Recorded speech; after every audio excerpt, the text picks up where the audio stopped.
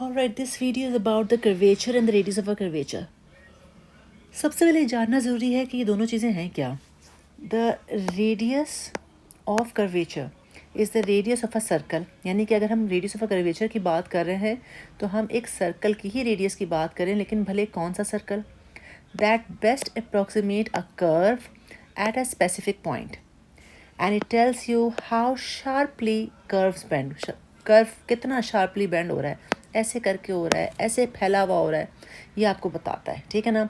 A smaller radius means sharper turns. Smaller radius होगा यानी इसके दरमियान में सर्कल बनाऊंगी तो उसका स्मॉलर रेडियस होगा. इसका मतलब है जब मेन कर्व का टर्न शार्प हो रहा है और अगर मेरे पास एक ऐसे करके बड़ा सा सर्कल आ रहा है उसका रेडियस ऑब्वियसली लार्ज होगा, तो उसका मतलब है जो कर्व का टर्न आ रहा है वो भी क्या है, वो ग्रेटर है. For example, in optics, it's a distance from the center of a lens or mirror to its surface and its affects how strongly the lens or mirror focus.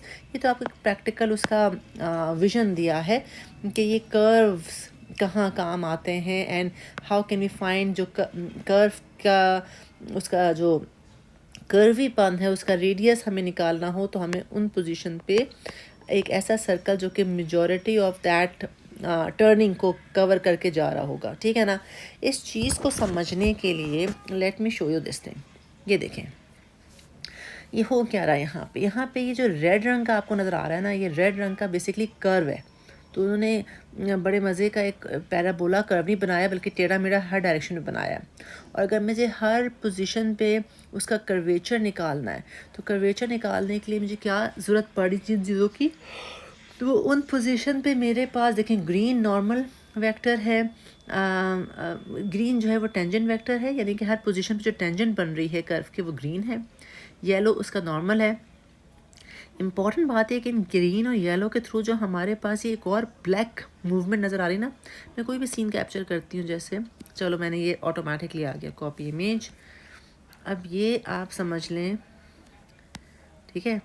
अब अगर मैं आपको इसमें दिखाऊं तो इसमें अब अभी हमने क्या देखा था कि जो कर्व था, कर्व आपका बेसिकली ये पूरा है, ये कर्व है.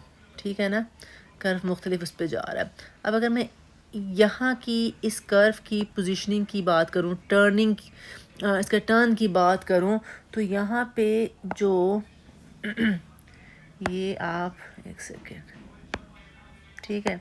अब जो आप ये देख रहे हैं ना, ये वाला ये कर्व जो बन रहा है, ये कर्व इस रेड वाले को बेसिकली इसका इस पोजीशन के कर्व को कैप्चर कर रहा है बाय हैविंग दिस सर्कल. तो इस सर्कल का क्या रेडियस जो भी होगा उसको हम कहेंगे it's a radius of a curvature. ठीक है ना.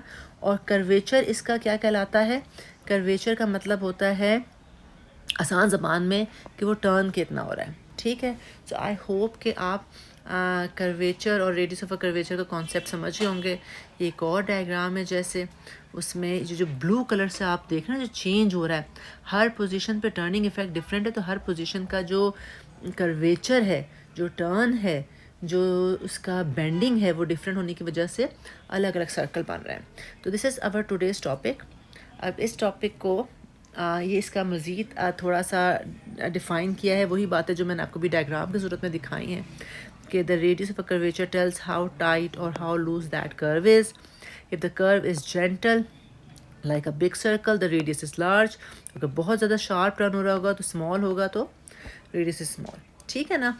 ये आपको वही बात है, लेकिन जो बोला है ये आपने देख रहे हैं हर पोजीशन पे टेंजेंट बना रहा है, तो इनके टेंजेंट और नॉर्मल की बेस पे हम इस पे जो कर्व कैप्चर हो रहा होगा वो सर्कल के थ्रू बताते हैं. So this is our topic.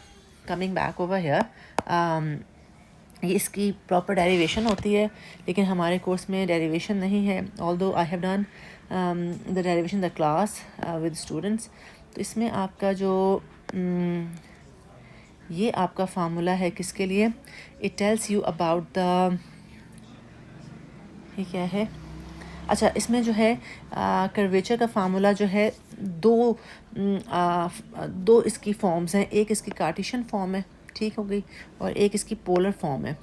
तो कार्टेशियन फॉर्म डिपेंड करता है कि हमारे पास इंफॉर्मेशन क्या है, उस इंफॉर्मेशन के अकॉर्डिंगली हम अप्लाई करेंगे या तो कार्टेशियन फॉर्म या फिर आपकी पोलर फॉर्म। जो इनका रिलेशन आता है यानी कि रेडियस ऑफ अ कर्वेचर का और कर्वेचर का वो क्या है, अगर k is your curvature so then the radius of curvature will be equal to, मेरा पेन बंद हो गया, 1 मिनट। Okay, so the radius of a curvature will be, sorry मेरा ये all right, so then the radius of a curvature will be equal to 1/k। तो curvature को अगर मैं 1 डिवाइडेड बाय कर दूं तो वो रेडियस ऑफ अ कर्वेचर यानी उस सर्कल का रेडियस आ जाता है, चाहे ये वाला हो चाहे ये वाला हो। यहाँ ये सिंबल किसको रिप्रेजेंट कर रहा है, ये सिंबल रेडियस को रिप्रेजेंट कर रहा है, ठीक है।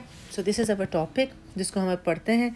अच्छा, इसी में आप ज़रा इसको देख लें, जो ये वाई डबल डैश और वाई डैश नज़र आ रहा है, ये क्या है, ये आपका है फंक्शन का सिंगल डेरिवेशन, फर्स्ट डेरिवेशन है ये आपका, और ये आपका सेकंड डेरिवेशन है, ठीक है। dy/dx सेकंड ऑर्डर है, ये फर्स्ट ऑर्डर है।